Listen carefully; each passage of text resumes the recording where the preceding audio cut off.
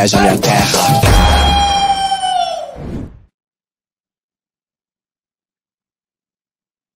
Olá, meu nome é Luiz Davi, sejam todos bem-vindos, bem-vindas e bem-vindos ao TEPI, Teatro e Povos Indígenas.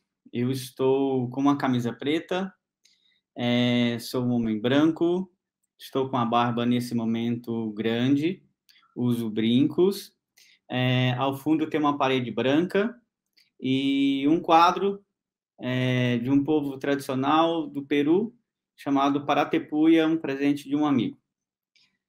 Nós estamos hoje aqui reunidos para conversar sobre um tema muito interessante, que é a demarcação de identidades por meio do teatro. Nós estamos com uma mesa, com um time aqui reunido, que a gente tem um grande alcance no Brasil. Estamos com o João Ni, artista indígena do Rio Grande do Norte, que fica bastante presente em São Paulo também.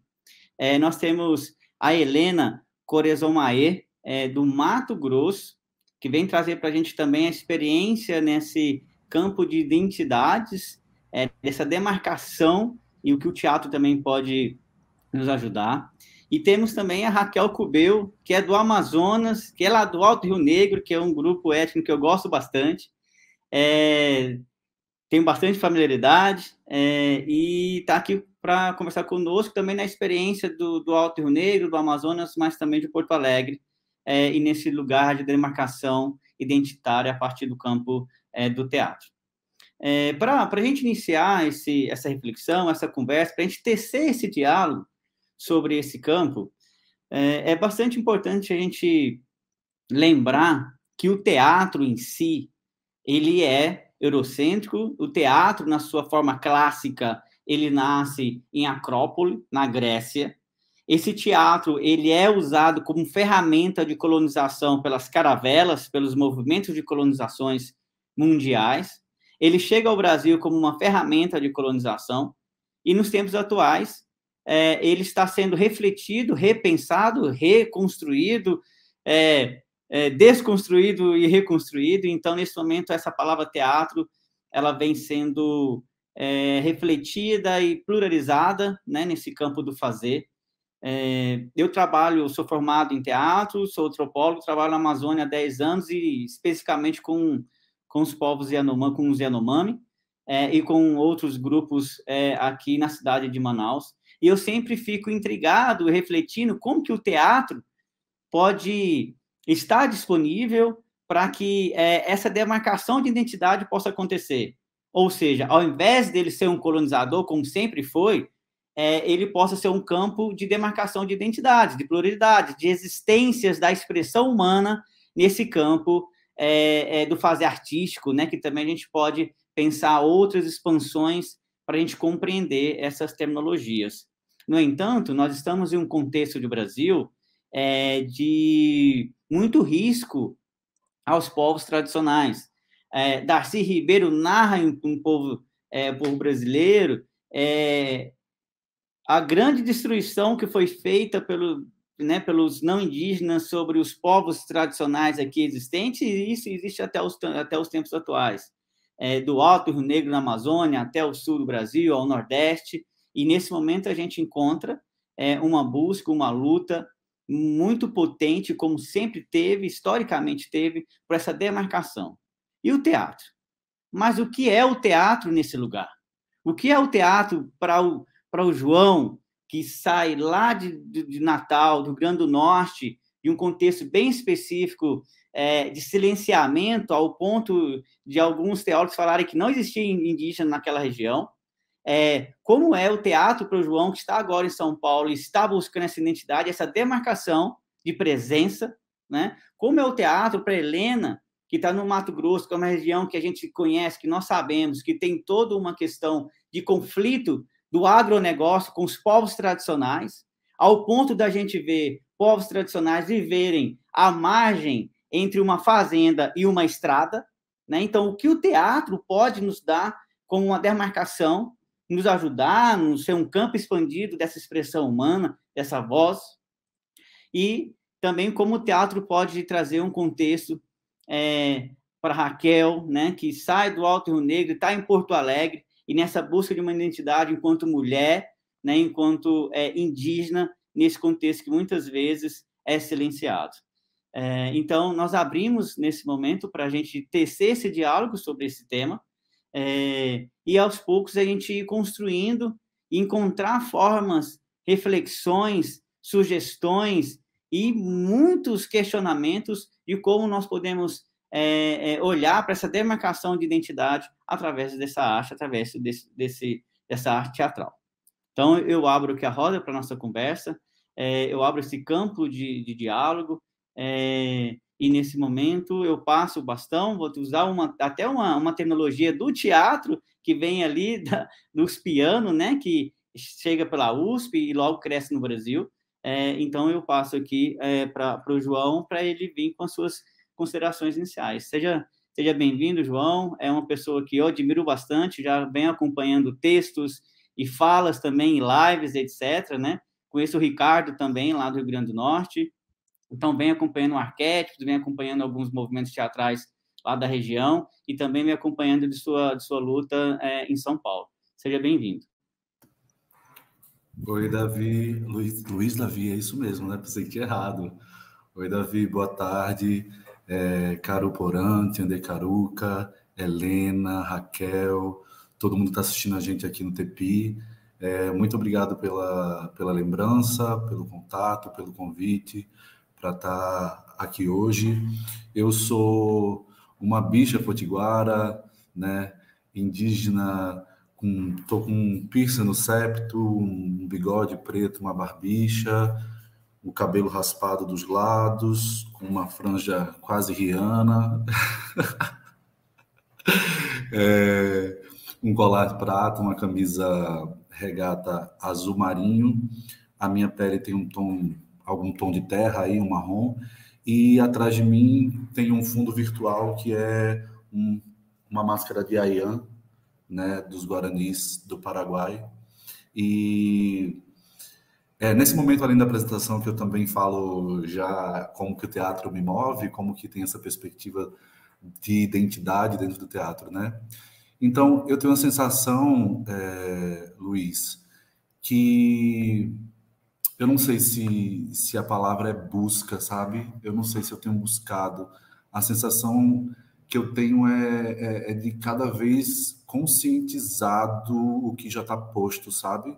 Eu não estou indo atrás de nada, eu estou querendo cada vez ficar mais para entender o que já é. E aí eu sempre penso que meu corpo me sabe mais do que eu sei, né? Porque a gente tem essa perspectiva de pensar muito com o cérebro e a gente tenta pensar com todos os poros, né? Então, as coisas já estão, as coisas já são, só que a gente, às vezes, não sabe dizer, não sabe como narrar, como explicar, né? Então, eu acho que o teatro, como essa ferramenta contracolonial, que eu tenho brincado de dizer, tem fortalecido muito essa escavação, essa conscientização da minha identidade, da minha família e de muitas outras pessoas do Rio Grande do Norte, né, que é o estado com a menor declaração indígena do país, segundo o último IBGE de 2010. Aí você, assim, sem querer pensar na perspectiva apenas fenotípica, mas você anda pelo Rio Grande do Norte, por Natal, e você vê que muitas pessoas são indígenas, né? Só que essa ficção, essa narrativa birracial construída com a chegada das caravelas, ela fez muitas pessoas indígenas se sentirem negros, acharem que são negras, por causa que só a medição é a tonalidade de pele. Muitas pessoas negras acharem que são brancas também, pela perspectiva só da cor de pele mais clara, né? Então, quando a gente entende essa perspectiva tão imatura, tão jovem ainda do que é a perspectiva étnica nessa plurinação, né? A gente entende que a cor da pele não faz sentido nenhum, que pessoas de pele mais escuras, pessoas de pele mais claras já existiam aqui antes das caravelas, né? Então, eu acho que entender através do teatro, do muito meu trabalho, e eu acho que de alguma maneira, pensando na arte, pensando na cultura como um território, né? O imaginário, a virtualidade, a subjetividade, o sonho, a espiritualidade, como quiser chamar, são territórios, eu acho que, de alguma maneira, entendendo cada vez mais o meu trabalho artístico como espiritualidade, eu tenho demarcado imaginários, para que, através de imaginários, pensamentos, narrativas, cultura e realidades se modifiquem, né? Então, eu acho que esse clássico aí de que não sei nem se pode chamar como teórico, né? Esse mito de que não existe mais indígena no Rio Grande do Norte, atribuem a fala do folclorista Câmara Cascudo, né? Eu sou amigo dos descendentes dele, né? Inclusive, um beijo para a Alana, né? Que é minha amiga, e para a mãe dela, e elas falam que, tipo, ele nunca falou isso, né? Então, eu fico procurando esse documento, se tem algum documento que ele fala isso, porque, assim, hoje em dia é uma vergonha dizer que é o guardião dessa frase ou desse pensamento, né? Mas eu acho que tem uma história oral aí que foi propagada, né? Não sei como, de que maneira, mas Daliana e Alana falam muito que, assim, ele acompanhava muitas lideranças espirituais, né, de outros territórios e tal. Então, talvez, de repente, ele não tenha conseguido enxergar as pessoas indígenas que estavam no Rio Grande do Norte por essa perspectiva que eu acho que é bem específica do Rio Grande do Norte. A gente teve a primeira colonização foi francesa, depois holandesa, depois portuguesa. Fomos base dos Estados Unidos na Segunda Guerra Mundial. Então, em primeiro lugar do Brasil tem Coca-Cola, calça jeans, Ray-Ban, chiclete. Então, existe um soterramento cultural muito grande, né?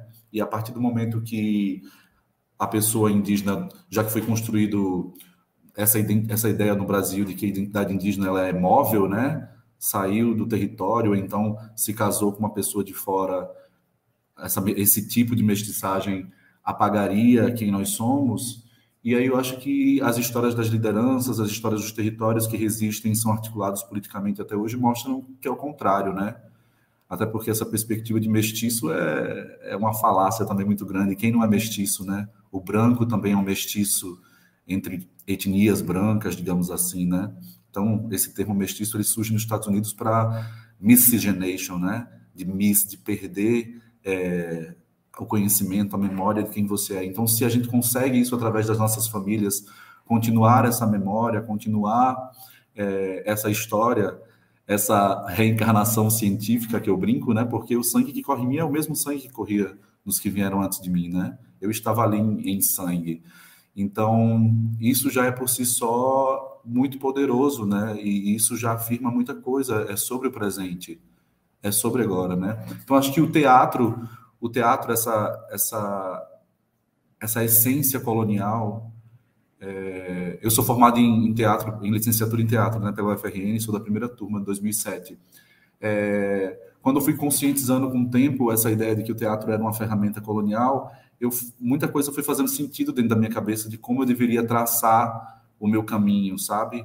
Então, hoje eu trabalho na terra indígena Piaçauera há 4 anos, pensando que eu tenho um projeto que eu não sei como vai se estruturar a longo prazo, mas que a ideia é transformar o teatro num lugar de dignidade para as línguas, para as culturas e para os corpos indígenas, né? Para que a gente ocupe os espaços que precisam ser ocupados e destruam também os que precisam ser destruídos, né? Eu não sei se precisa ter uma pessoa indígena dentro do Big Brother, por exemplo, né?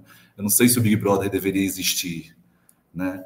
Então, eu acho que utilizar o teatro como uma ferramenta crítica, porque o teatro por si só ele também é esse lugar de potência crítica dos mundos brancos, né? Então, utilizar essa arma, digamos assim, contra ela mesma, eu acho que tem uma potência muito grande. Eu tenho sentido isso na minha vida, como isso tem modificado a minha vida, né?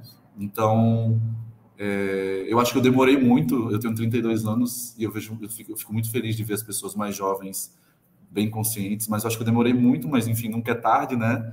Mas eu vejo realmente como que é o poder de você criar cultura, de você criar mundos, de como isso modifica a existência, de como isso interfere, né? Então, quando a gente consegue sentir esse poder através do teatro, a gente vê que, assim, caraca, realmente tiveram ficções que foram criadas por pessoas específicas e que foram naturalizadas e que controlam imaginários, que controlam realidades, né? Então, como batalhar nesse campo virtual, nesse campo imaginário, nesse campo cultural? Acho que o teatro tem me possibilitado isso, O teatro tem sido esse portal. E aí você falando de teatro, eu sempre fico buscando uma palavra que seja outra, né? Sem ser teatro. Tem o teatro do Oficina, tem outros nomes assim, né? E eu fico buscando, porque lá na Piaçal Eras tem chamado atores atuantes, né? Atores e atrizes de Nhemo e Porã, guardas das almas, das palavras, né? E eu tenho pensado muito, eu sou um estudante, né, do Tupi-Guarani, e tenho pensado muito, agora você falando, me veio essa coisa do eté, esse sufixo eté, para a gente do tronco tupi é muito forte, né? Verdadeiro, ao eté catu eté, né? Então fiquei pensando nesse teatro, sei lá, que outras coisas podem surgir, mas para mim hoje, pescando sonhos, assim, me veio essa coisa do eteatro, sei lá. É um lugar que eu acho que a gente vai deformando, vai substituindo uma letrinha, acrescentando outra, aí depois substitui uma palavra, depois está todo mundo falando a língua, depois está todo mundo, né, focado em resgatar o nosso bem viver, né, a forma que a gente acredita que é e que tem que existir as coisas também. Então, acho que eu falei demais, a gente vai tecendo e trançando através dos comentários e da história de vida de cada um, mas eu acho que é isso, acho que o teatro tem sido essa potência de afundar caravelas. Essa potência de afundar caravelas eu adorei, eu adorei. Eu também, eu sou estudante de uma língua que é Yanomami, especificamente da região de Maturacá, que é alto do Rio Negro, que é o Yanomami, então Inarrapaua em Yanomami. E depois a gente volta a tecer esse diálogo com as colocações, anotei aqui, e aí a gente passa a fala para Helena Corezomaê, e seja bem-vinda. Mais uma vez, muito obrigado por você estar conosco e fique à vontade. Olá a todos, é um prazer estar aqui. Meu nome é Helena Corezomaê, eu estou aqui em casa, no quarto do meu filho. Eu tenho ao fundo desenho de corujas e várias árvores aqui. Isso é muito simbólico para o meu povo, que eu sou do povo Mutina Balatiponé. A gente se reconhece como Balatiponé, mas a gente ficou conhecido na história como Mutina. E ao fundo tem as corujinhas, que para o meu povo são portadores de almas. Quando a gente morre, a gente reencarna principalmente em pássaros. E estou no quarto do meu filho aqui, que tem várias corujinhas. Eu uso óculos, tenho um rosto bem redondinho, estou com uma blusa rosa e o cabelo todo cacheado e com luzes loira. Falando sobre identidade, né, o quanto a gente não deixa de ser por ter o cabelo cacheado. Passei por um processo aí também de me acostumar com o meu cabelo natural. Eu alisava desde os 10 anos de idade, e na construção e na modificação aí de quem eu sou, a gente passa a entender, igual o João estava falando, que a gente vai amadurecendo, né? E às vezes a gente olha como, às vezes é tardio, né? Mas há tempo. E aí essa necessidade de eu cortei todo o meu cabelo curtinho, e aí começou a surgir os cachos, e eu não deixei de ser indígena por assumir os cachos, mas nos últimos dias eu dei várias entrevistas e eu vi o incômodo no rosto das pessoas. E aí eu vi realmente a necessidade de reafirmar isso. Falei, agora nunca mais aliso mesmo.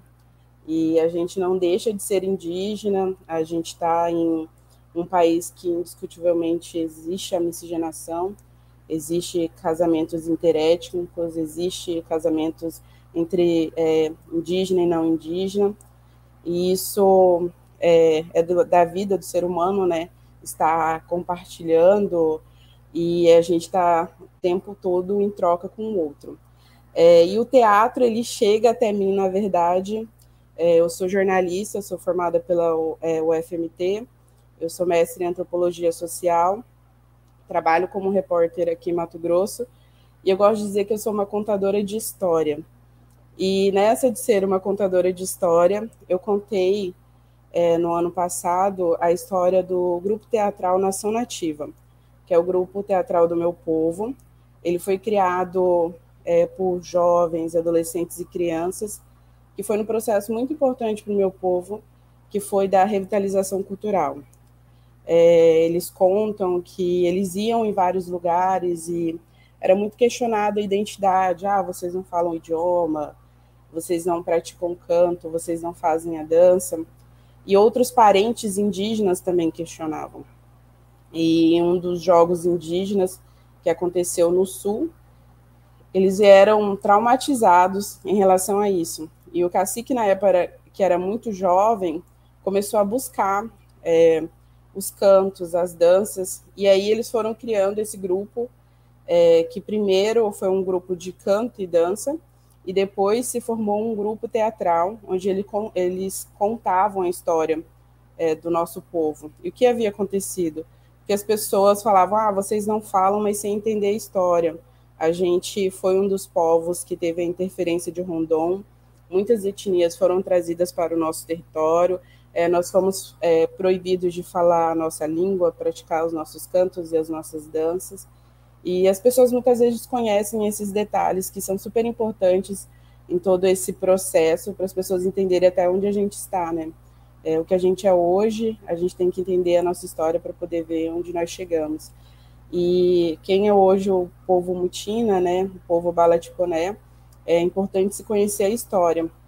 E aí a gente passou por tudo isso, e a gente fala que os nossos anciões lutaram pela sobrevivência, garantir a continuidade do povo. E nós, enquanto jovens, deveríamos lutar pela revitalização da cultura.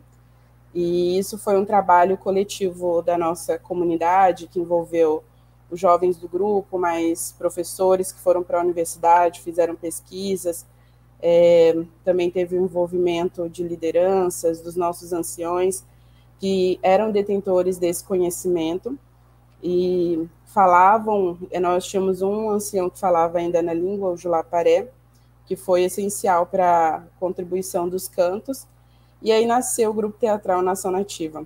Eles viajaram, era formado principalmente por crianças e adolescentes, ele se encerrou em 2000, hoje a gente tem vários grupos na nossa comunidade que fazem apresentações dos cantos e danças, mas não o formato como eles faziam, que era contando essa história e tudo. Alguns jovens falaram que foi incrível contar, encenar a sua própria história, e aí encenar a história do nosso povo, e eles falam que, apesar de não terem experiência nenhuma com teatro, é como se eles sentissem toda a dor do nosso povo e conseguissem transmitir isso para o público. Eles viajaram principalmente o Centro-Oeste, fizeram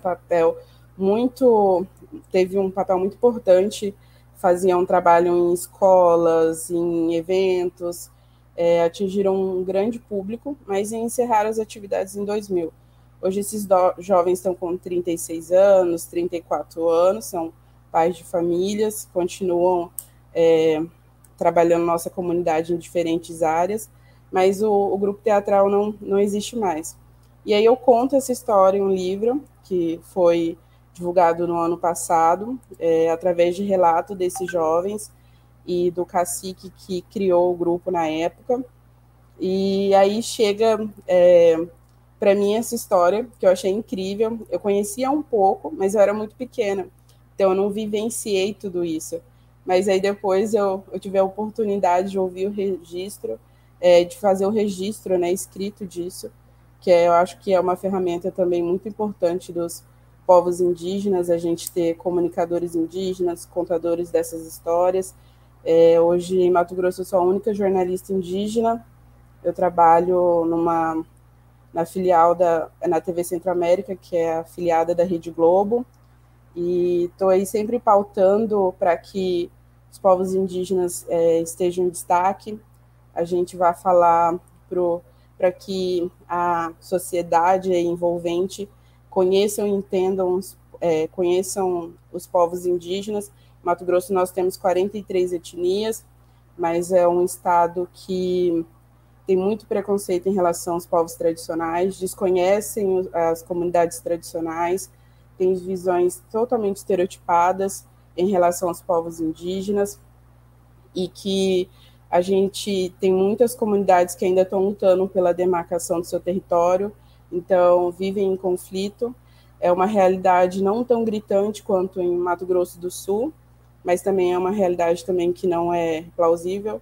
A gente tem indígenas em regiões de fronteiras que sofrem muito, sem acesso, sem apoio de órgãos, sem saúde adequada.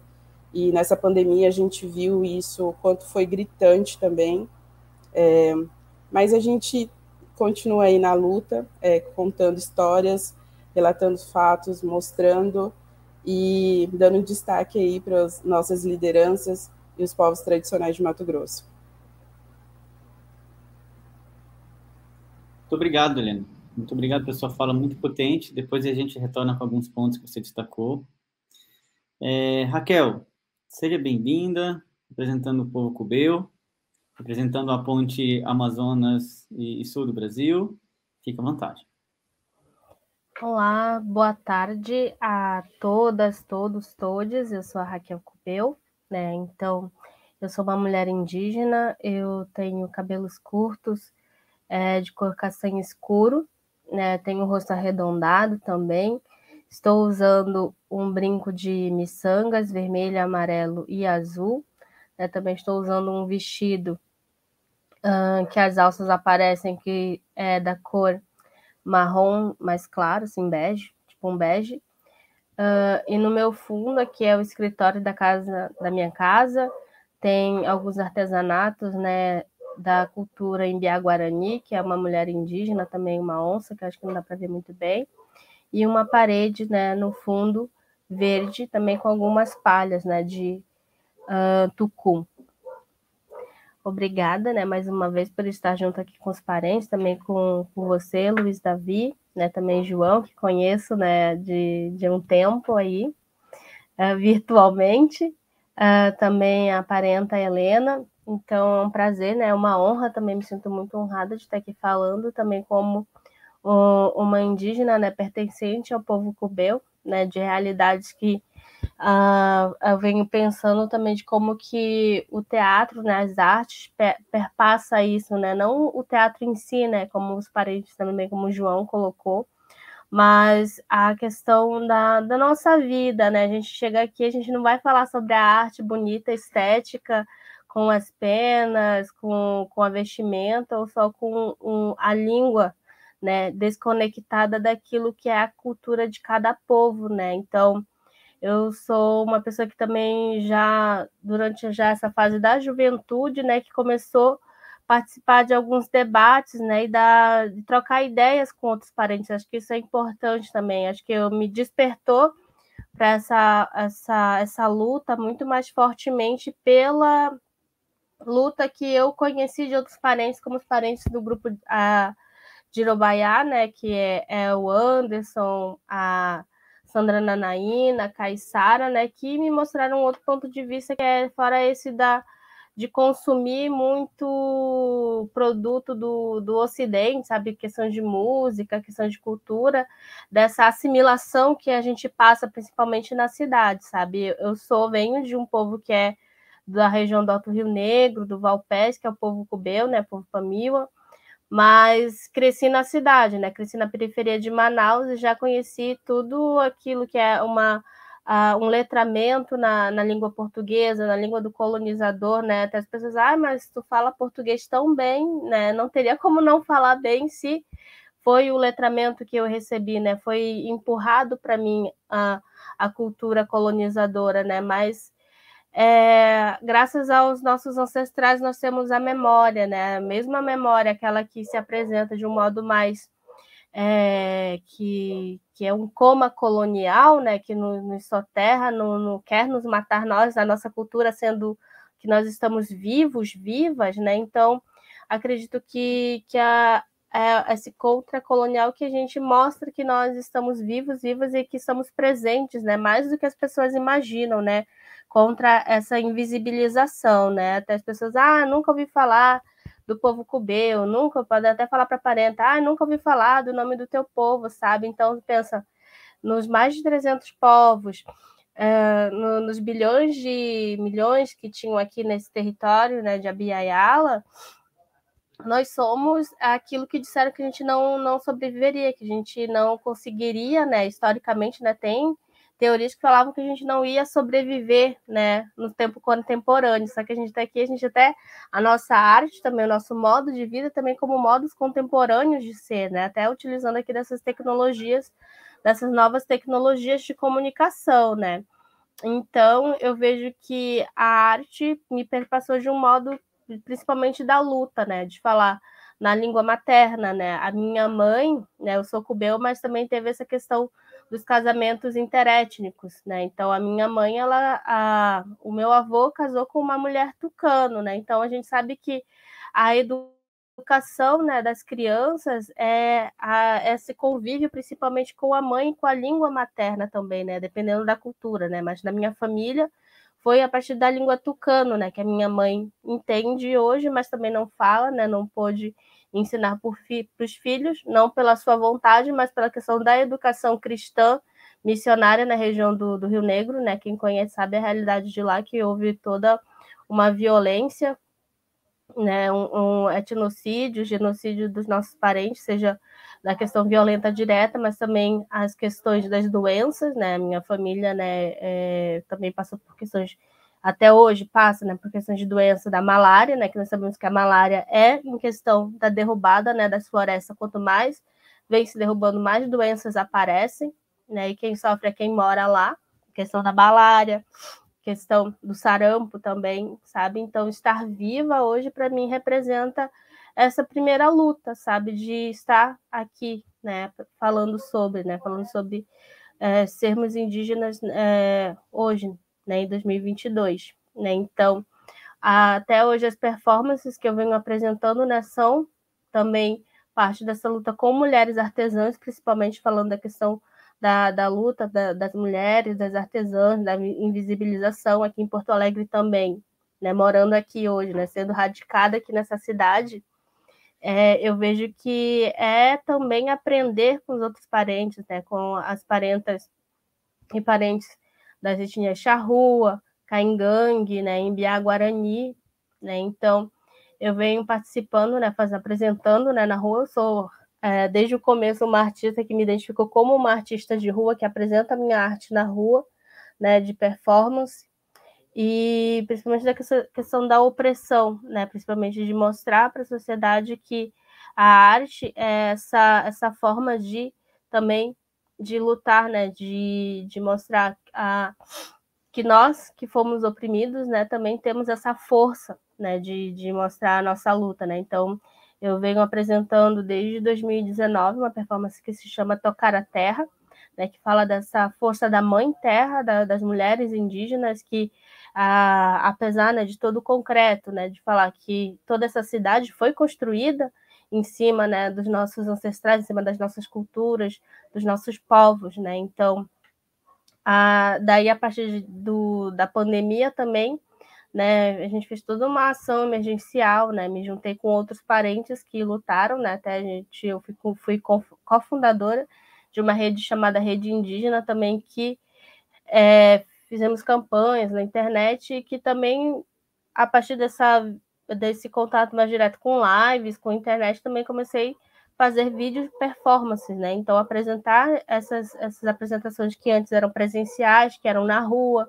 As parentas também pararam de vender artesanato na rua, agora que estão retornando, mas também com certo receio, porque a gente sabe que a Covid não acabou, né? Então, ao mesmo tempo que a gente tenta, né, se flexibilizar, se adaptar a essa realidade, nós sabemos que é muito difícil, né? Então, eu venho também fazendo não só esse trabalho diretamente, né, com apresentações de performance, né, como a gente pode dizer assim, mas também a arte educação, né, de estar nos espaços, sejam nos espaços formais, não formais também, né, eu sou professora e trabalho na rede municipal aqui de Porto Alegre, né, então eu venho fazendo vários trabalhos, né, de dessa educação étnico-racial, da educação e conscientização da história indígena também, principalmente, que a gente sabe que tem vários preconceitos, racismos, erros que vêm acontecendo, né, se perpetuando, também por causa do papel da escola, né,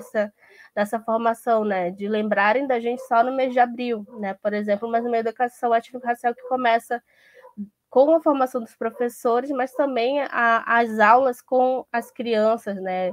Eu acho que depende muito eu vejo que a minha atuação, ela depende muito da realidade. O que a minha realidade pede, né, que eu faça, né? Não adianta eu querer chegar e só fazer minha apresentação também e mostrar, sendo que as pessoas ainda não têm um entendimento disso também, sabe? Então, até eu comecei ano passado com uma feira literária que foi focada no trabalho dos parentes também, da literatura indígena, também fazer oficinas também de imersão e de prática de grafismo também com os estudantes, né? Desde os menores, né, da educação infantil, do jardim, com os alunos do ensino médio também. Então, eu tive essa experiência de fazer com as várias idades, né, de crianças, né, de estudantes não indígenas, adolescentes não indígenas também, né. Eu acho que é mais ou menos isso, né, também, além de artista, pedagoga, né, pesquisadora também, né, ativista, né, porque o nosso trabalho, né, entra nesse rótulo do ativismo, da luta.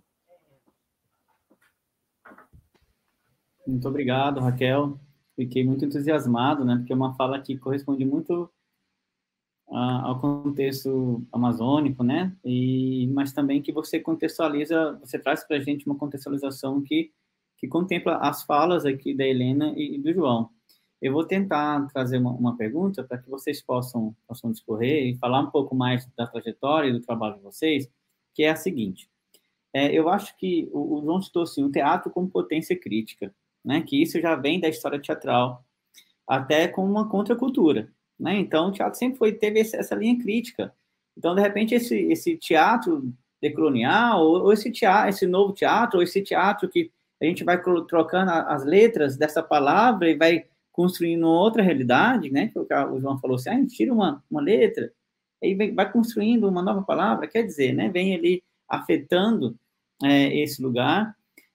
Aí a Helena trouxe também a questão dessa formação de jovens, né? Ela narra essa importância da formação dos jovens e desse trabalho também como jornalista, quer dizer, uma formadora, uma pessoa que está comunicando, e aí a Raquel vem e traz a educação. Então, é um lugar que eu acho que a gente está bem conectado aí nas falas de vocês. Aí a minha pergunta é o seguinte, eu vou fazer uma pergunta pensando muito no público que vai assistir depois essa transmissão no canal do TEPI, que é um público não indígena, que tem interesse sobre esse tema, e também um público indígena, que às vezes fica nessa fronteira de entendimento que a Raquel colocou, e ali as contradições dessa formação, né, até alguns na universidade. O exemplo aqui, nós temos um projeto, nós temos 23 indígenas no projeto, 7 etnias diferentes. Então, são pensamentos de como lidar com a enfermagem, então nós temos uma cubeira na enfermagem, como uma carapana no curso de teatro, né? O João fez a graduação de teatro, então vem várias disciplinas ali de interpretação de Stanislavski, de Grotowski, etc., né? E aí o indígena fica ali naquela contradição, peraí, o meu corpo e a minha cosmovisão, né? Então, minha pergunta é nesse campo, para o não indígena e para o indígena. Como lidar com na experiência de vocês, com essas fricções, ou seja, com conhecimento, com a realidade de vocês nesse Brasil atual, como lidar com o não indígena, que muitas vezes não conhece as peculiaridades cosmológicas, culturais de vocês, para poder pensar um currículo diferente. Então, todo mundo aqui pensa a arte, pensa a educação, pensa a relação com o não indígena. Então, como lidar, na experiência de vocês até agora, o que vocês vêm construindo, com esse não indígena que não conhece a realidade, né, que às vezes fica até no romantismo. Então, vocês podem trazer exemplos de vocês, e como também trabalhar com os jovens indígenas que estão chegando nesse campo. Em muitas realidades nesse lugar chamado Brasil, nós temos indígenas saindo das bases e indo para a escola não indígena, em busca da formação, inclusive em teatro, inclusive em artes, e se depara com um contexto que ainda é bem rígido. Então, o que vocês deixam de experiência, de demarcação, né, desse território de identidade para aqueles indígenas, para aqueles parentes de vocês que estão chegando nesse campo? Ou seja, nesse diálogo que eu tenho certeza que é o dia a dia de vocês, com o não indígena e com o indígena que está chegando nessa discussão também. Aí fica à vontade para a roda, cada um pode falar no seu tempo e... Eu posso começar a falar que é um desafio constante. Eu estudei em uma universidade pública em Mato Grosso, então vocês imaginam aí o que foi vivenciar isso. Eu me formei através de um programa específico e diferenciado para ingresso de povos indígenas aqui em Mato Grosso, que contemplou 100 vagas, sobrevagas, então a gente não era cota, mas estar em sala de aula e ser indígena em Mato Grosso não é fácil. A gente era o primeiro, eles falam como se fosse um teste para a continuidade do programa. Hoje o programa já parou, ele não deu continuidade, mas a gente fazia vestibular só para estudantes indígenas. E as coordenadoras iam até as coordenações do curso e perguntavam: tem como oferecer sobrevaga para os estudantes indígenas? Muitos falavam que não, alguns cursos elitizados não aderiram. Com o tempo conseguiram, mas houve muita desistência de indígenas. Muitos, hoje, os principais profissionais que a gente tem em diferentes áreas se formaram por meio desse programa na UFMT, mas a gente vivenciou uma realidade extremamente preconceituosa, de pessoas que falavam que tinha que haver um preparo da universidade para poder receber a gente, de professores que falavam que deveria ter um curso, algo para poder receber os estudantes indígenas, como se a gente tivesse ser moldado a eles. E muitos estudantes sofreram diversos episódios de preconceito, com o professor falar: sai daqui, sai da minha sala, você é um índio que não quer nada, e toda a generalização que se tem dos povos indígenas de Mato Grosso. E finalizar um curso é uma grande vitória. Cada estudante que passou por isso e concluiu o curso sabe a sua trajetória, como foi difícil. Foi difícil porque não tinha bolsa, foi difícil porque a gente foi atrás de parcerias, a gente foi o primeiro grupo de estudantes que foi na FUNAIP de bolsa. Lá chegando, a gente chegou com um grupo de estudantes no MEC, e eu lembro até hoje da cara da segurança vindo desesperada. Os indígenas estão chegando, chamando vários outros policiais e barrando a nossa entrada. E a gente estava com uma reunião marcada com coordenadores do MEC para falar sobre assistente estudantil e bolsa. Você vê quão surreal é a imagem e o que a gente tem que enfrentar todos os dias e lutar pelos nossos direitos.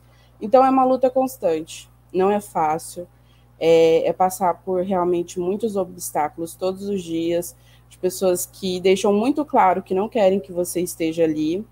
Eu passei por episódios de professores falarem que eu não era indígena porque eu tinha mestrado, eu não era indígena porque eu era muito inteligente, então eu não parecia indígena.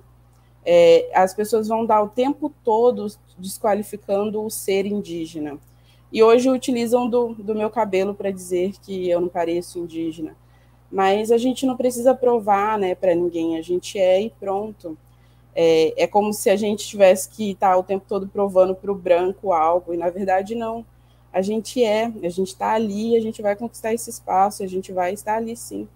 E hoje a gente tem um número muito grande de jovens formados na minha comunidade, em diferentes áreas, e foram jovens que passaram por muita coisa. Nós tivemos muitas mulheres que foram mães durante esse percurso, então estudante chegou a ter 2, 3 filhos durante a vida universitária, e não existia bolsa, não existia creche, não existia nada, e dá-se um jeito, e bolsa atrasa, não tem dinheiro, aí vende as coisas, paga o aluguel, sobrevive esse mês, aí no outro vem a bolsa. Então, cada estudante indígena sabe e tem uma experiência aí muito uma vivência muito sofrida fora da aldeia, que é um lugar de comunhão, onde tudo é compartilhado, e na cidade a gente enfrenta uma dificuldade muito grande mesmo. E estar nesses espaços a gente é o tempo todo testado, e quando você é muito bom, você também é questionado a sua identidade quanto indígena. Então, é aguentar firme sim, a gente tem que ocupar esses espaços, que não é fácil, não é. As pessoas deixam claro que não te querem ali, mas a gente permanece pelos nossos ancestrais, pelos nossos povos, e a gente tem conquistado a cada dia muita coisa. Em Mato Grosso, hoje, grande parte dos profissionais de saúde que atende hoje, os enfermeiros, estiveram na linha de frente com a pandemia, são enfermeiros indígenas que estão atuando na sua comunidade. Isso é um ganho grande, gigantesco, e só eles sabem o que eles passaram dentro de sala de aula. E essa é a minha experiência enquanto viver fora, né? Até hoje eu vivo. Hoje, o meu filho é uma criança autista, então faz um tratamento também muito específico, em ambientes também muito elitizados, onde o tempo todo também é se questionado isso. Mas a gente está ali, e a gente permanece, e a gente está marcando o nosso espaço.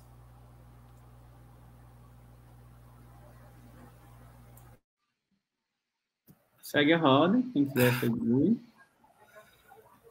É muito bom ouvir vocês, muito bom te ouvir, Helena. Prazer imenso estar te conhecendo, assim, mesmo que virtual, mesmo que nessa fogueira de pixel, né? E quanto isso passar, a gente vai se encontrando nessas redes que nós estamos cada vez fortalecendo mais, né? O que eu sinto é que, assim, realmente, reproduzindo o que a Helena falou, é um desafio imenso, né? Porque, por exemplo, a minha bisa do lado potiguara, ela era aldeada. Eu sou a terceira geração, e era do Ceará, né? Em Pereira do Ceará. A gente é a terceira geração urbanizada em Natal, no Rio Grande do Norte. E aí, a família do meu pai, potiguara, o meu avô fez um império, digamos assim, catando lixo, né?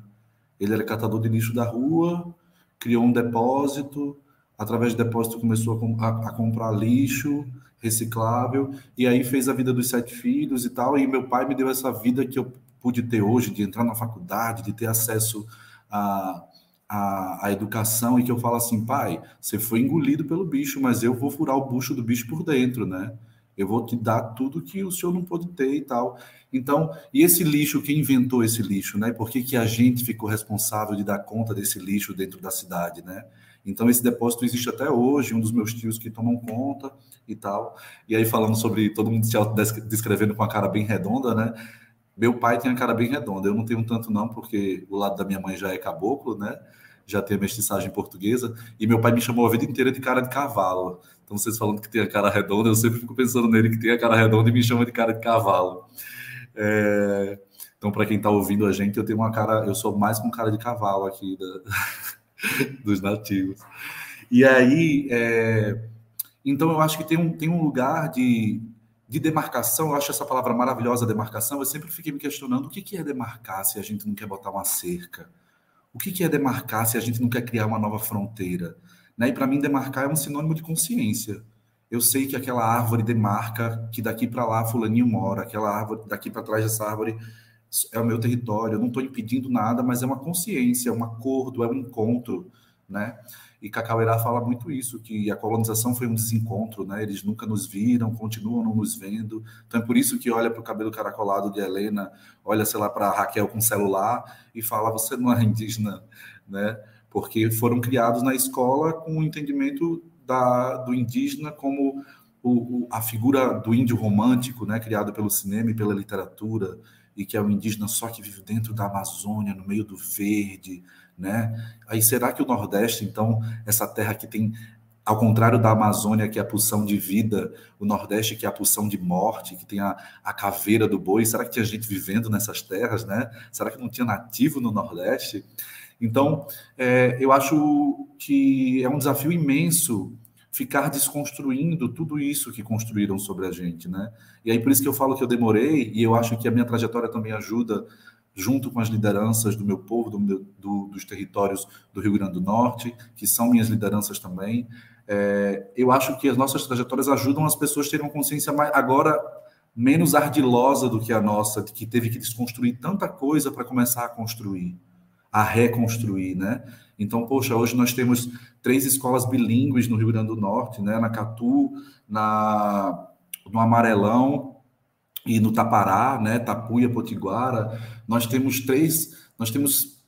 cerca de 4 etnias que estão se autodeclarando, se organizando politicamente, incluindo várias outras etnias que foram diluídas, né? Mas que estão ali presentes, mesmo ainda sem essa consciência, né? Então, acho que tanto o teatro como esse lugar das mídias, esse lugar da comunicação tem fortalecido muito essa perspectiva étnica, essa perspectiva de autoentendimento, né? E quando eu comecei a dar aula de teatro no território, na Piaçauera, que foi em 2017, eu também eu dei oficinas de teatro em alguns territórios indígenas do Rio Grande do Norte, né? Então, eu tenho uma ideia de uma vontade de querer voltar e ficar dando oficinas contínuas, mas é caro, passagem é caro, tudo é caro, né? Então, a gente vai fazendo assim com um espaçamento maior. Mas eu tenho muito essa vontade para que a gente comece ou continue a controlar as nossas narrativas, a dominar os caminhos que nós queremos seguir, a entender que o cajueiro, o maior cajueiro do mundo do Rio Grande do Norte, que fica em Natal, é um ancestral potiguara, né? Que o Rio Potengi é um ancestral potiguara, mas que é contada a história hoje em dia sem demarcar nada disso, ou seja, não tem-se consciência disso, que está ali posto, pré-colombiano, pré-cabralino, pré-américo, né? E que são nossos ancestrais mais velhos. Então está tudo posto, está tudo ali. É só a forma de ver a mesma coisa que foi enganada, né? Colocaram véus na nossa frente. Então o meu desafio foi, durante muito tempo, retirar todos esses véus, de conversar com minha família, de entender que meu avô e que meu pai que criava peba no quintal, que isso é cultura da gente, que era carne de caça, né? De mesmo na cidade ainda tem isso. Poxa, caramba, então eu tenho que falar sobre isso, porque isso não pode se perder, né? E hoje em dia a gente fala assim, caraca, que celular é esse que tu tem? É original ou é o peba? Que essa coisa peba ficou porque a carne de caça virou carne de segunda. Chegou o boi nos nossos territórios, que virou a grande carne, e a carne que a gente comia virou subalternizada, né? Então virou peba, o falso, o ruim, né? Entender que a gente bota para aquarar a roupa ali no sol, que vem de Quaraçu, que é o deus sol, né? Então, tanto o tupi, né? Porque a gente tupinizou o Brasil também, né? Mas o brobó, tem tantas palavras do brobó e do tupi no nosso dia a dia que foram desalmadas, desnaturalizadas, né? Meus avós moravam na mesma rua, até hoje, na verdade, a minha única avó viva mora numa rua chamada Pajeús. Eu cresci sem saber o que era Pajeús. Eu ficava, isso é uma ave? O que diabo é Pajeús? Quando eu comecei a estudar tupi, caraca, Rio dos Pajés, Pajeús. É o Rio dos... Caraca, eu morei a vida inteira no Rio dos Pajés. E olha só, desalmaram, né?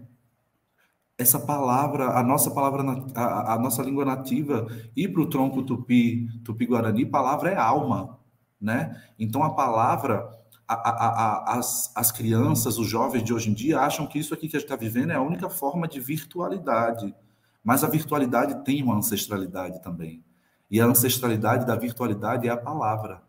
A palavra é a primeira, aliás, antes da palavra, o som, qualquer som, os sons já eram virtualidades. Os sons já significavam, já eram comunicação, já eram grafismos vocais, digamos assim, né? Então, eu acho que agora que eu me sinto construindo coisas através do teatro e através da arte, eu espero que meus primos, né, que hoje em dia também têm essa consciência indígena, as populações de Natal, do Rio Grande do Norte, se entendam e se reconheçam como indígena e não demorem tanto quanto eu, minha família, que falávamos sobre isso a vida inteira, só que a gente precisa viver, sobreviver, trabalhar, isso não é importante não, não precisa falar sobre isso não, né? Então eu acho que isso vai fortalecer cada vez mais, eu acho que isso vai facilitar os entendimentos, assim, de que, poxa, isso aqui não é meu, essa língua não é minha, essa cultura não é minha, Por que tem tanta gente depressiva? Por que tanta gente não se encaixa nessas coisas? Porque isso não é nosso e não foi inserido diante das nossas necessidades, né? Como Raquel fala, eu conto essa história porque tem a ver com a minha história, tem a ver com as necessidades do meu ao redor, minhas necessidades, os entendimentos que a gente precisa, né?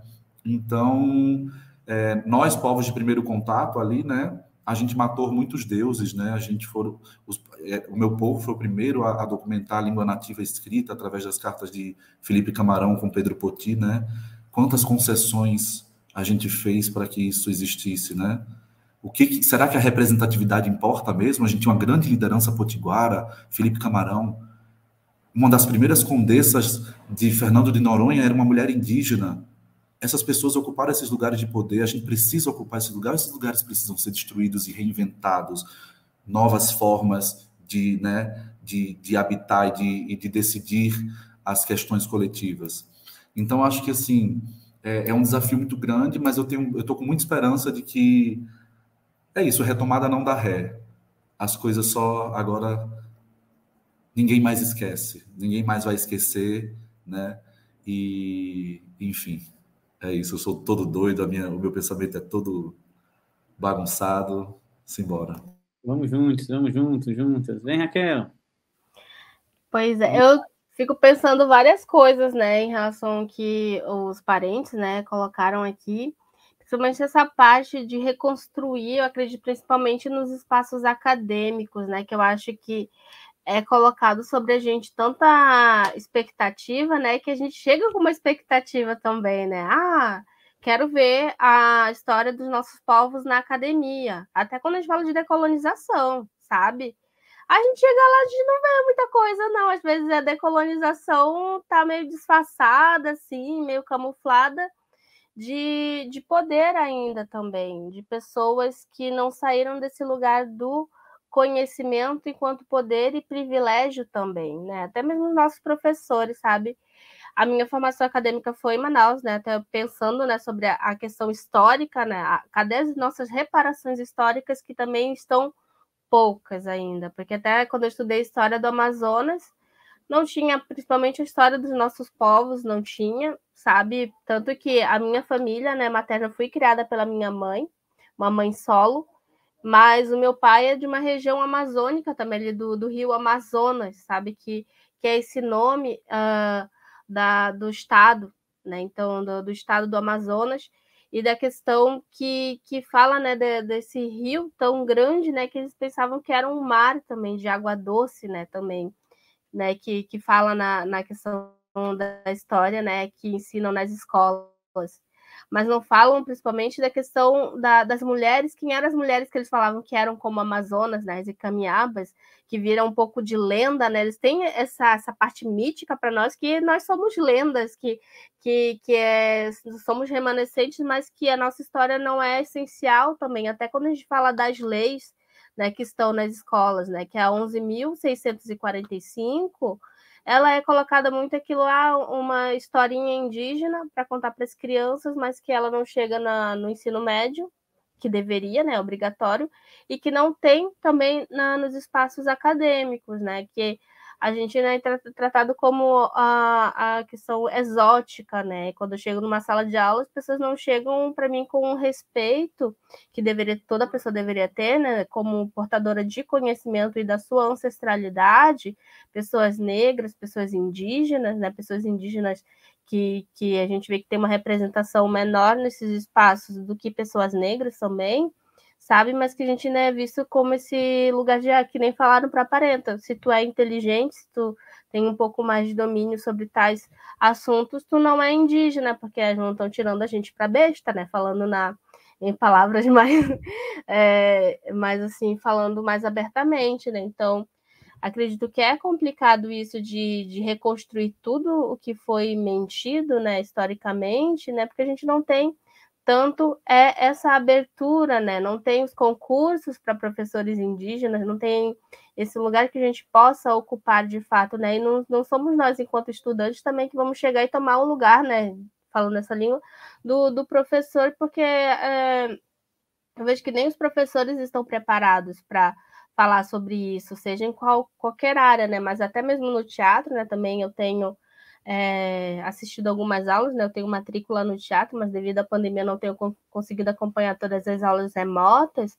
Mas a cadeira, por exemplo, vamos falar de teatro brasileiro, né? Aí fica tipo, nós temos a contribuição dos povos indígenas, mas fica naquilo, sabe? Até tem um vídeo que é conhecido do Ariano Suassuna que ele fala, vamos falar sobre o teatro brasileiro, mas e contemporâneo, mas não conta a história dos povos indígenas, ele mesmo mostra isso, né? Mas só que a gente não saiu dessa parte ainda também, enquanto crítica, né?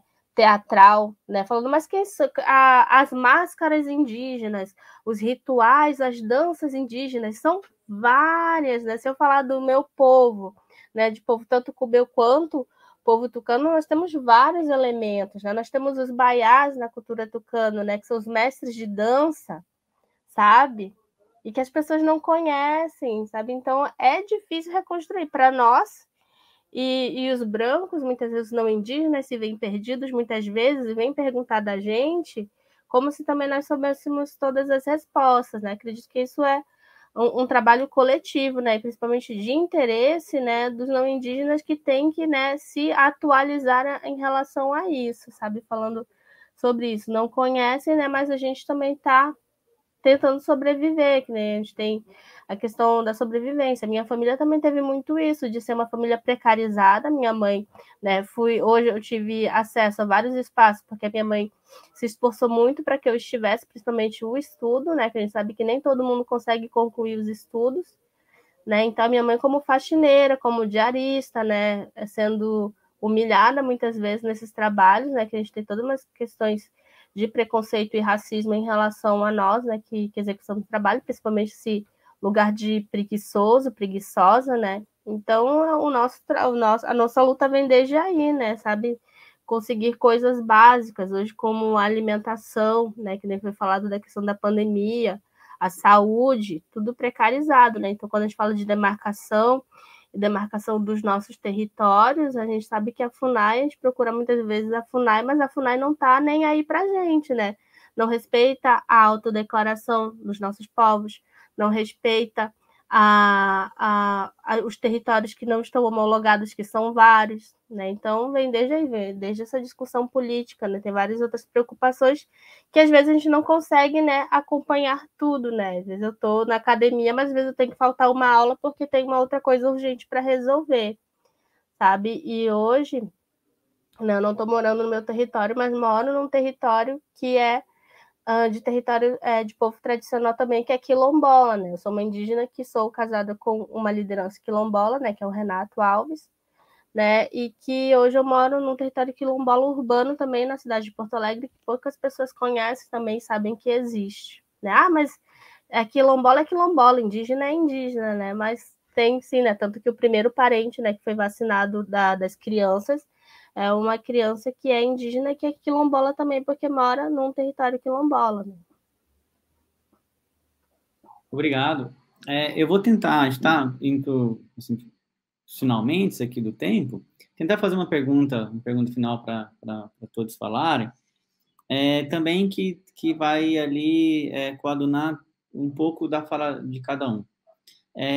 Que acho que todos aqui falaram desse lugar ancestral, né, da sua família, do seu povo, do seu território. No Brasil é muito usada a palavra comunidade, eu tenho um pouco de dificuldade com ela, até pela minha experiência com os povos tradicionais aqui no Alto Rio Negro. Mas a minha pergunta é assim, eu vou fazer uma pergunta que eu venho acompanhando o TEPI desde a primeira edição, né, muito parceiro aí de todo esse debate, é algo que está no meu coração, e aí é uma pergunta que sempre surge, e eu também fico com ela quando eu vou para a terra indígena aldeada. Eu trabalho com os Yanomami e tem grupos que não falam português, tem grupos que nunca foram na cidade. E a gente tem todo um trabalho para poder segurar os direitos que existem, para não demarcar terra, para não tirar terra, para não virar garimpo, né? Nós tivemos aí algumas movimentações do atual governo sobre isso. Então, eu queria fazer uma pergunta para vocês, a partir do tema e do que vocês falaram, que é assim, demarcação de identidades por meio do teatro. Como essa demarcação de identidades por meio do teatro, que vocês estão realizando, que vocês estão fazendo, como vocês colocaram aqui, pode ajudar os povos originários que estão lá nas aldeias, demarcados, e que ainda não conhecem esse termo teatro, esse termo arte. Ou seja, em alguns debates do TEPI, como a gente não tem um público aqui interagindo, em algumas lives, eu fico vendo as pessoas perguntarem ou falarem que muitas vezes o teatro de povos indígenas fica muito no contexto dos povos tradicionais em contexto urbano. Quer dizer, os povos tradicionais que estão inseridos em contexto urbano ou ali nas redondezas, eles estão ali acompanhando, estão cientes, estão nesse lugar, né? Estão conhecendo esse teatro de povos indígenas. Mas aí tem essa questão da multiplicidade originária, né? Que é esse lugar chamado Brasil, e várias realidades, e cada realidade é muito específica. Então, como essa demarcação de identidades por meio do teatro pode ajudar aquele grupo que ainda está lá na aldeia, que ainda está, ou que está na aldeia, está presente na aldeia, e que não precisa dessa palavra, por exemplo, né? Mas que precisa de outras coisas. Então, como que a gente está inserido nesse contexto? Eu falo com o professor universitário do curso de teatro, e aqui dialogando com vocês, como nós podemos fazer que essa demarcação que vocês estão fazendo pode ajudar aqueles que estão lá. Aí eu tenho essa função... Eita, quer falar? Ia começar junto, né? Pode falar, João. Então, vamos lá. Tem uma coisa que, assim, me pega bastante, é que esses povos, eles estão num território que muitas pessoas falam que é o Brasil profundo, né? Falar, no Brasil profundo tem indígenas isolados, indígenas que vivem aldeados e nunca tiveram contato com a cidade. Quando, na verdade, esse é o Brasil superfície, né? É o Brasil película. É o lugar onde menos o Brasil chegou e, na verdade, eu acho que a gente luta para que não chegue. Então, eu acho que... Eu tenho esse sonho, eu não romantizo, eu não acho que a arte, eu não acho que a cultura apenas, né, vai demarcar os territórios e garantir os direitos básicos que a gente luta desde antes da Constituição, mas que desde a Constituição disseram que de 5 anos já está tudo demarcado, né? Eu não tenho esse olhar romantizado, mas eu acho que a gente é uma parte e que eu sonho que o meu trabalho seja auxiliar a essa luta política, territorial, econômica, social, cultural, né? Então, eu acho que demarcar através do teatro essas coisas é garantir que não façam com os parentes que estão nessas condições o que fizeram com a gente. Porque a gente que é principalmente litorâneo, aqui eu chamo de barricada das colonizações, a gente viu tudo isso que agora tem muita coisa chegando. Quando eu vejo uma canoa com os garimpeiros dando tiro na população Yanomami, eu falo assim, caraca, é como se a gente tivesse um pay-per-view de 1500, então, porque a gente viveu isso. Será que o Nordeste, a Caatinga, tudo isso era a floresta era dessa maneira há tanto tempo atrás? O que será que aconteceu que pode ter essas paisagens de hoje em dia, né? E que talvez Pantanal, várias coisas estão sofrendo, será que vão virar outros territórios de seca, assim, né? Tem muitas dúvidas, mas eu acho que tem muito isso assim, eu sonho que o meu trabalho seja um auxiliar para que eles não precisem do teatro, para que eles firmem as suas próprias cosmovisões e culturas e que a gente vá fazer um intercâmbio e aprenda esse né, tudo isso, porque a gente chama de teatro que a gente está fazendo também, mas eu acho que a gente está utilizando o teatro para reviver dentro de nossos corpos o que existia antes das colonizações também. Os nossos rituais, né, as nossas formas de manifestação, de dança, de brincadeira, de religiosidade, de espiritualidade, aliás, né, não de religiosidade, que existiam em formatos que o teatro, né, talvez só quando surgiu lá nas arenas, ele tinha também, né, que é um lugar onde todo mundo vê e todo mundo é visto, no círculo, como os torés, os boraís. Então, eu acho que é nesse lugar, assim, eu acho que a gente está utilizando o teatro para esfarelar o Ocidente, sabe? E voltar para essa areia que era a gente. Só lembrando que a gente pratica o teatro desde pequeno. As nossas avós, ao contar a história para a gente, elas fazem performance. A forma de contar, a trilha sonora, a construção, tudo como é feito é uma forma de teatro, é uma forma performática de trazer a informação. E os povos indígenas, tradicionalmente, têm uma contação de história através da oralidade. E a gente faz essa oralidade, a língua com sotaques da nossa forma, e é uma forma de teatro. E a gente já se pratica isso desde pequeno. Aí lá o branco depois vai falar, isso é teatro. Mas não, a gente dá os nossos nomes a isso, a gente pratica desde cedo e a gente aprende. Eu aprendi principalmente com a minha avó. Ela é uma senhora muito oral, contadora de história, que senta todo mundo e fala com todo o seu corpo, e isso é uma forma do teatro, né? E como o João falou, eu realmente espero que os povos que não estejam em contato tenham que vivenciar o que a gente vivenciou. É tão bom, quando a gente sai, a gente volta para a nossa aldeia, a gente sabe, a saudade, sabe? Estar ali, viver em comunidade é muito bom. E tudo que a gente quer, a gente vem passar a semana trabalhando ou estudando, e a gente não conta os minutos para voltar para a nossa comunidade, viver ali do nosso jeito de ser e viver, né? E acredito que com o teatro, com a arte e com a gente tem hoje, a gente pode auxiliar e proporcionar para que essas comunidades não vivenciem o que a gente vivenciou. A gente está muito atento mais a tudo. Outro ponto que o João falou, eu achei super interessante, é que será que a gente tem que assumir esses lugares realmente, sabe? Será que a gente não tem que desconstruir tudo isso?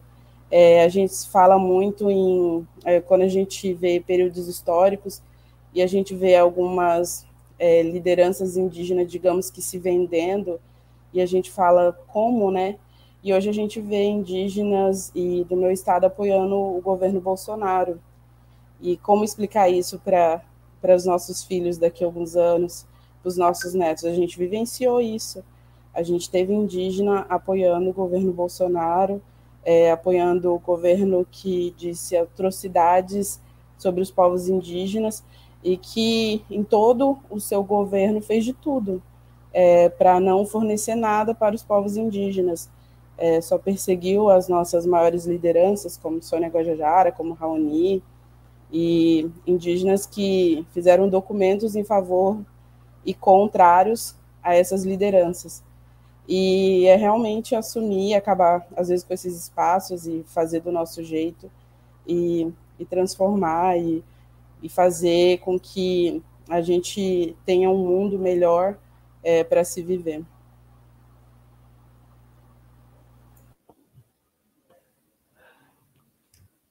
Eu também vou por esse caminho também que a Parenta, Helena e João colocam, né, de pensar que se os nossos parentes, né, que estão naquilo que chamam de isolados, mas também com a sua autonomia, né, ali na vivência deles, né, no cotidiano, né, é muito mais manter isso, né, manter, né, as vivências deles. Eu acho que a gente tem que tomar muito cuidado também para não pegar narrativas que não são nossas também, e as formas de leitura que a gente tem, né, dessas narrativas, e não cometer o mesmo erro do colonizador, né, que, por exemplo, que fala da arte moderna, principalmente nesse ano, né, que a gente fala da Semana da Arte de 22, né, então de que leituras que a gente faz, né, a partir dos nossos povos, né, também não da romantização e não também de uma adaptação também dessas vivências, né, porque eu vejo até quando falam do povo tupinambá também, que também tá no Nordeste, também tem povo tupinambá no Norte, da questão até mesmo da antropofagia, né, e do sagrado, né, a gente está falando de povos sagrados, né, de vivências sagradas, né, então não tem como a gente pegar e usar puramente a questão estética ou a questão de que nós somos salvadores também. Ninguém aqui vai salvar ninguém, né? Ninguém tem esse poder, né? Então, eu vejo assim que tomar esse cuidado de principalmente pensar, né, nas trocas, né? Na verdade, trocas, né, nessa relação, né, pluricultural também, né, sabe? Então, a gente está aqui, 3 povos diferentes aqui, eu já aprendi um monte e já pude também falar sobre a realidade também, né, do meu povo e dessas outras vivências, sabe? Então, até trazendo esse exemplo da Semana 22 e do povo tupinambá, né, do manto tupinambá, né, que foi muito também estereotipada a questão, até mesmo da antropofagia, né, da questão dos nossos povos enquanto sagrados, dos nossos rituais, né, e não da questão de que vai ser antropófago, vai, em outras palavras, né, sendo bem rude, a questão de comer carne humana e de comer, de absorver, né, essa questão da cultura do branco, né, ou de outra cultura, ou que vão fazer com a nossa cultura enquanto indígenas, né? Na verdade, isso é até um roubo, né? A gente não quer ter essa atitude colonizadora também, sabe? Então, é toda uma questão de cuidado, né? De que formas que esses contatos, né, também podem acontecer, né? Também é toda uma questão de logística também, né? Que nem o João falou, questão de que até uma passagem aérea é caro, né? A gente está em localidades diferentes, sabe? Então, de que forma que esses projetos atuam, né? Eu não atuei com nenhum povo isolado, né? Nenhum povo de realidade diferente da minha, que sou urbana, mas tenho atuado com povos, né? Urbanos, assim, em grandes capitais como eu, mas também mais distantes, né? Não digo isolados, mas distantes, assim, né? Em questão de estrada, né? Pude trabalhar até com outros povos, né? Como o povo Baré, povo Ticuna, o povo Dessana, né? E o povo Tucano também, que está ali na cidade de Novo Airão, né? Que é próximo de Manaus. E pude realizar algumas oficinas, né? A gente tem algumas oficinas, né? Eu vejo que outros parentes têm feito em performance também, mas tem trabalhos que se chama corpo-território, né? Então, os nossos corpos enquanto corpos-territórios, né? Então, os nossos parentes que estão lá na vivência, né? Autônoma, mais distante, né? Quanto mais distante, melhor, né? Dessa civilização que nós temos, né? Eles estão, né? Fazendo isso, essa questão do seu corpo, né? Que é território também, né? E que não é violentado diariamente, né? Então, quanto mais o nosso contato, né? Que nem o João fala do primeiro contato, mais violência a gente sofre, né? Violências históricas, né? E violências hoje, né? Violências, né? Que nem no Mato Grosso, que é direta, né? Violências diretas com as mulheres, né? Que a gente vê cada dia, tem uma notícia diferente dessas violências, né? Com as mulheres e com as crianças, né? E violências contra a nossa ancestralidade, né? Porque nós somos o passado, o presente e o futuro, e nós somos as nossas crianças, os nossos velhos, né? nossos anciãos, nossos jovens, né? Então, eu acredito que uma resposta definitiva para isso, acredito que não há, né? A gente vai aprendendo também e se adaptando, né? Nossos povos se adaptam, né? Vem se adaptando há muito tempo, né? Continuaremos. Tecendo esse diálogo, né? Tecendo diálogos plurais, interculturais e aprendendo muito, né? Estando junto, eu gosto muito. Eu aprendi uma palavra em área, uma vez o cacique falou assim, olha, se você não aprender a língua, a gente não vai falar mais com você, não. A gente não vai mais traduzir para você, não. E aí eu tive que passar a estudar a língua, fiquei 1 mês na aldeia de silêncio, e aí eu aprendi uma palavra que eu gosto muito, que é concamon, que é estar juntos, né? Então, vamos tecer esses diálogos. Eu agradeço muito pela fala de vocês aqui, eu acredito que esse projeto de digital, ele alcança, né, muitas pessoas que talvez se fosse ao vivo ou ou presencial, não poderia alcançar, inclusive nas extremidades, no interior, em todos os lugares, né? Então, para a gente finalizar, cada uma pode fazer uma consideração final, se quiser pontuar alguma coisa que lembrou, né, ou queira falar mais, ou deixar algum encaminhamento até para, né, para quem vai ficar aí acompanhando depois na plataforma do TEPI. Então, vamos para as considerações finais.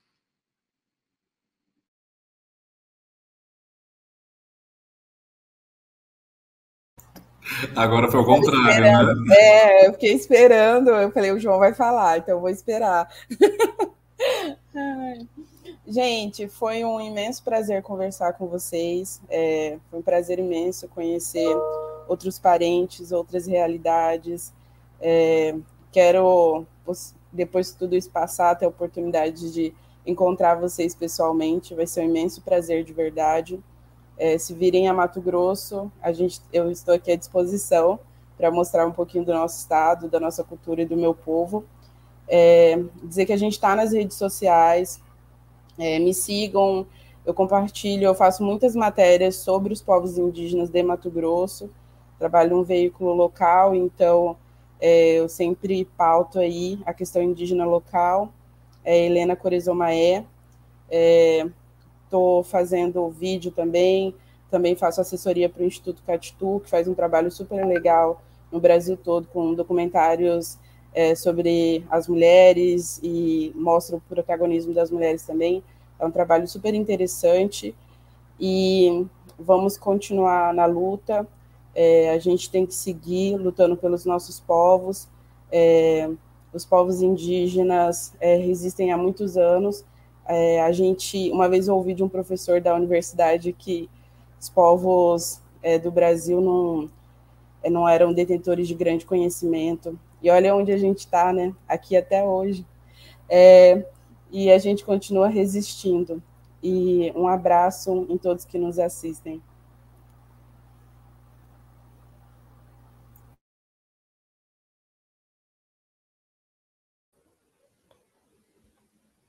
Também quero agradecer, né, muito a Nhum, né, como na língua tucana, na língua do povo Yapamaçã, né, falamos também.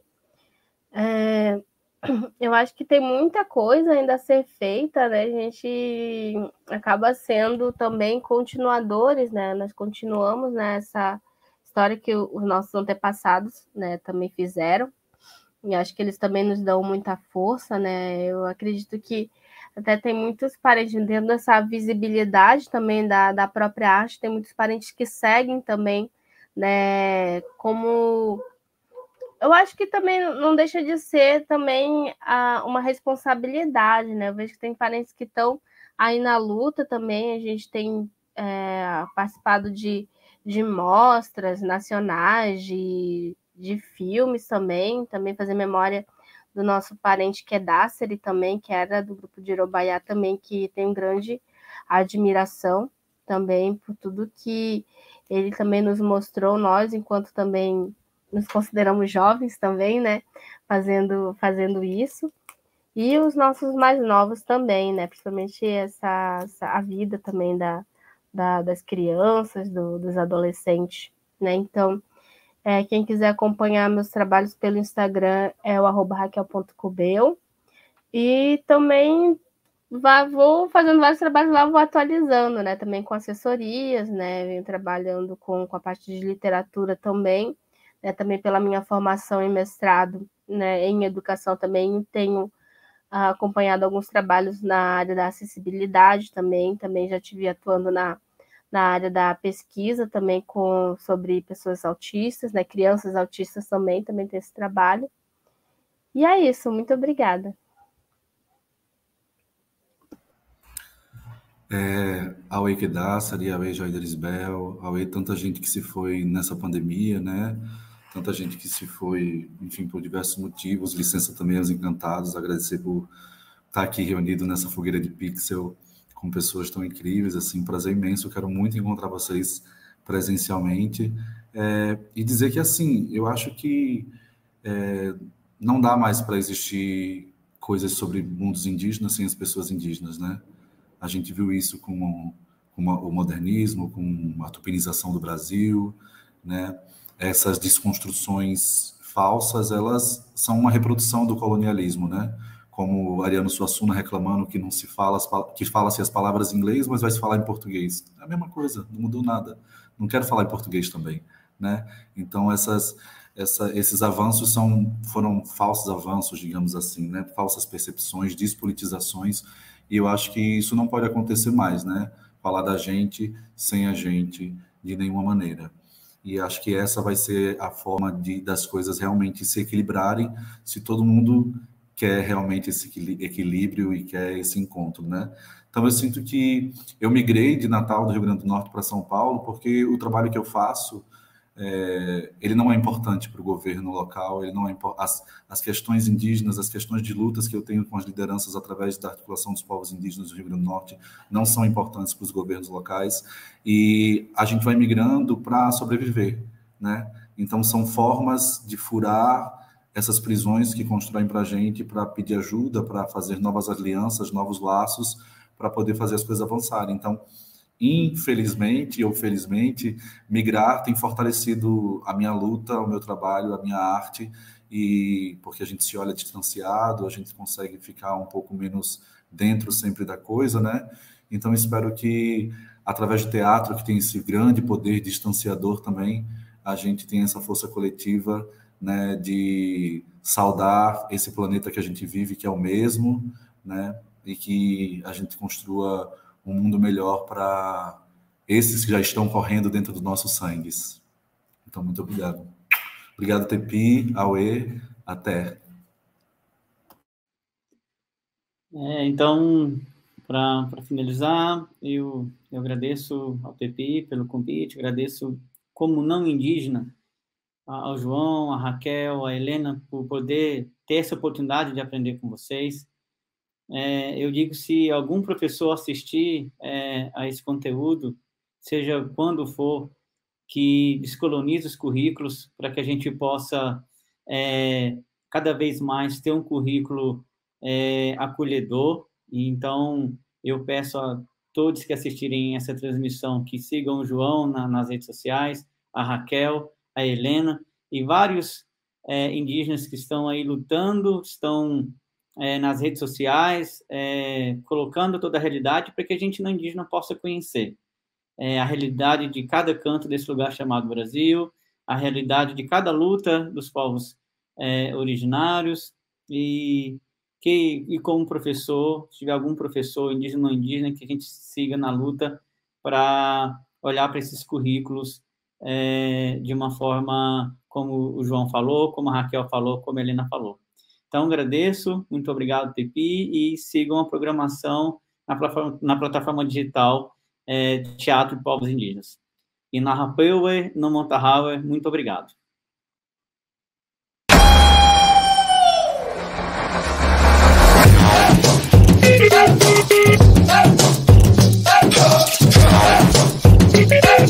Deixa eu te mostrar quem protege a minha terra.